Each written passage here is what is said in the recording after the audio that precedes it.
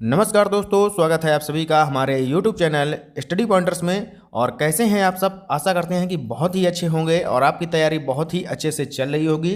तो यहाँ पर हम डिस्कस करने वाले हैं 13 मार्च से 17 मार्च तक के वो सभी प्रश्न जो आपके MP टेट एग्ज़ाम में पूछे गए हैं। और इससे पहले हम आपको 5 मार्च से 12 मार्च तक के सभी प्रश्न लेकर आए थे और उस वीडियो को आपने बहुत ही सपोर्ट किया है। तो इसी तरीके से ये वीडियो को ध्यान से देखिएगा और अच्छा लगे तो लाइक और शेयर जरूर करना। और चैनल पर अगर आप पहली बार जुड़े हैं तो सब्सक्राइब कर लेना और बेल आइकॉन को प्रेस कर देना ताकि आने वाली वीडियो का नोटिफिकेशन आपको सबसे पहले मिल सके और आप वीडियो को देख सकें। तो चलिए शुरू करते हैं आज का इम्पॉर्टेंट लेक्चर और चलते हैं अपने पहले क्वेश्चन की तरफ। तो पहला क्वेश्चन आपके सामने यहाँ पर आ चुका है, इसरो की स्थापना कब हुई थी? तो ये क्वेश्चन कई बार रिपीट हो चुका है। और इसरो की स्थापना की अगर बात करें तो इसकी स्थापना हुई थी 15 अगस्त 1969 को। और इसका मुख्यालय कहाँ पर है? तो इसका मुख्यालय है बेंगलोर में। और अगर बात करें कि वर्तमान में इसरो के अध्यक्ष कौन हैं, तो एस सोमनाथ जो हैं इसमें वर्तमान में अध्यक्ष हैं इसरो के। अगला क्वेश्चन आपके सामने दिया गया है कि ओजोन गैस का क्षरण किससे होता है? तो इसका क्षरण होता है CFC गैस के द्वारा। और CFC का फुल फॉर्म क्या होता है? तो क्लोरोफ्लोरोकार्बन, ये इसका फुल फॉर्म होता है। नेक्स्ट क्वेश्चन है कि ओजोन दिवस कब मनाया जाता है? तो ओजोन दिवस मनाया जाता है 16 सितंबर को। वेरी मोस्ट इंपॉर्टेंट क्वेश्चन है ये। चलते हैं आगे अगले क्वेश्चन की तरफ। अगला क्वेश्चन है आपके सामने मॉन्ट्रियल प्रोटोकॉल। ये जो है हुआ था 1987 में, यानी कि 1987 में हुआ था मॉन्ट्रियल प्रोटोकॉल। ओजोन परत को नष्ट करने वाले क्लोरोफ्लोरोकार्बन यानी कि CFC, इसको रोकने के लिए 1987 में एक अंतर्राष्ट्रीय समझौता किया गया था जिसे मॉन्ट्रियल प्रोटोकॉल के नाम से जाना जाता है। यह पहली अंतर्राष्ट्रीय संधि है जिसने ग्लोबल वार्मिंग की दर को सफलतापूर्वक धीमा किया है। तो इतनी बातें आपको पता होनी चाहिए मॉन्ट्रियल प्रोटोकॉल के बारे में। अगला क्वेश्चन है क्योटो प्रोटोकॉल। तो क्योटो प्रोटोकॉल एक जो है अंतर्राष्ट्रीय संधि है जिसे ग्लोबल वार्मिंग द्वारा हो रहे जलवायु परिवर्तन को रोकने के लिए बनाया गया है। चलते हैं आगे। तो आगे यहाँ पर देख सकते हैं क्योटो प्रोटोकॉल को क्योटो जापान में 11 दिसंबर 1997, ये डेट आपको याद रखनी है, 11 दिसंबर 1997 को अपनाया गया था। और इसे लागू कब किया गया? तो लागू किया गया था 16 फरवरी 2005 को। अगला क्वेश्चन है क्वेश्चन नंबर 5, कुचिपुड़ी नृत्य। तो कुचिपुड़ी नृत्य जो है ये संबंधित है आंध्र प्रदेश से। अगला है बिहू नृत्य, इसका संबंध है असम से। यक्षगान अगर आपसे पूछा जाए तो यक्षगान है आपका कर्नाटक में। और कथकली जो है, कथकली का संबंध है केरल से। अगला है भरतनाट्यम, तो बहुत ही इंपॉर्टेंट है, तमिलनाडु से संबंधित है ये। और फिर है आता है आपका जो है कथक, तो कथक है आपका उत्तर प्रदेश का।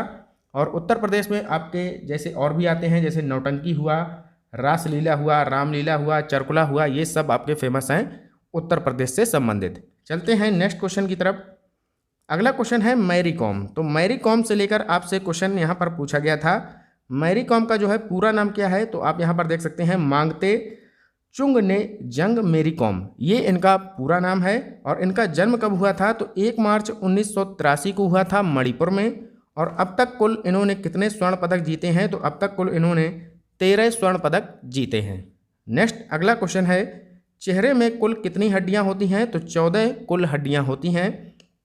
अगर आपसे पूछा जाए कि सबसे छोटी हड्डी कौन सी होती है, तो ये होती है स्टेपेज। और अगर आपसे पूछा जाए कि सबसे बड़ी हड्डी कौन सी होती है, तो सबसे बड़ी होती है आपकी फीमर। और फीमर कहाँ पर होती है? तो ये जांग में होती है, ये भी आपको पता होना चाहिए। चलते हैं अगले क्वेश्चन की तरफ।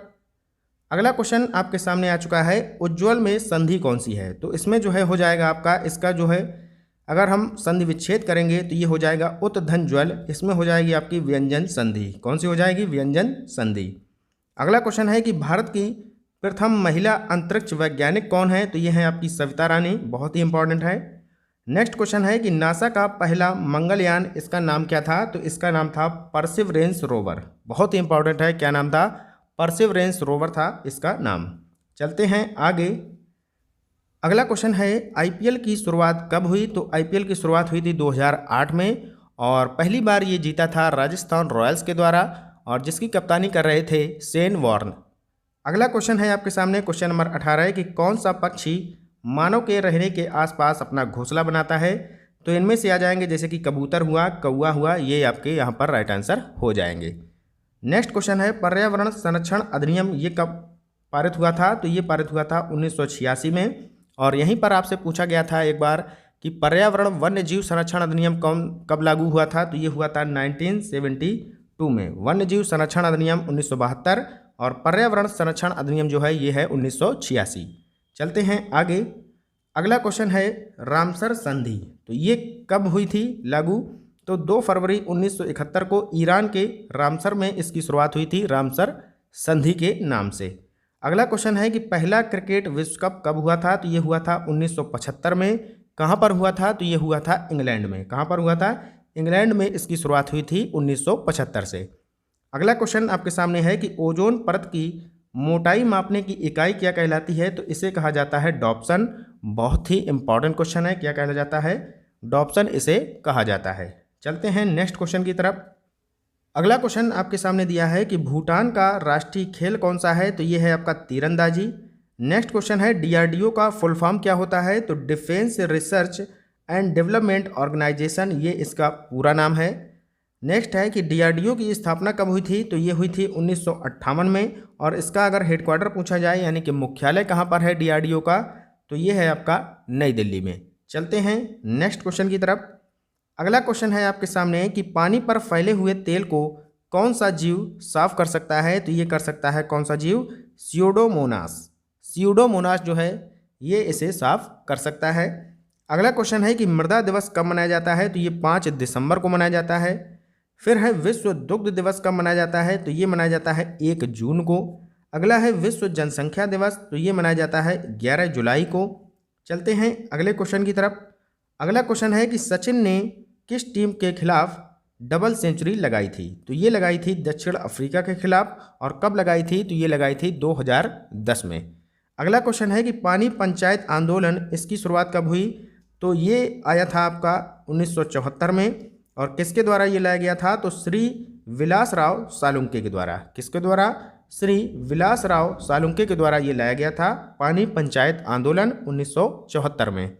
अगला क्वेश्चन है कि किस नृत्य को बांस के नृत्य के रूप में जाना जाता है? तो ये जाना जाता है चेराव नृत्य को। और चेराव नृत्य कहाँ का है? तो ये है आपका मिजोरम का। कहाँ का है? मिजोरम से ये संबंधित है, तो ये भी आपसे पूछा जा सकता है, इसे आप याद रखिएगा। चलते हैं अगले क्वेश्चन की तरफ। अगला क्वेश्चन है कि लिंग किस प्रकार की संरचना है? तो ये एक जो है सामाजिक संरचना है। बहुत ही सिंपल क्वेश्चन है। अगला है केस स्टडी विधि का प्रयोग जो है किसके लिए किया जाता है? तो ये किया जाता है वैयक्तिक अध्ययन के लिए। वैयक्तिक अध्ययन हेतु केस स्टडी विधि का प्रयोग किया जाता है। अगला क्वेश्चन है बहुत ही सिंपल है, कर्क रेखा के निकटवर्ती राज्य बताने हैं आपको कि कर्क रेखा के निकटवर्ती राज्य कौन कौन से होते हैं। तो इनमें से आ जाएगा जैसे कि गुजरात हुआ, मध्य प्रदेश, झारखंड, छत्तीसगढ़, त्रिपुरा, ये सभी जो है कर्क रेखा के निकटवर्ती राज्य होते हैं। चलते हैं आगे।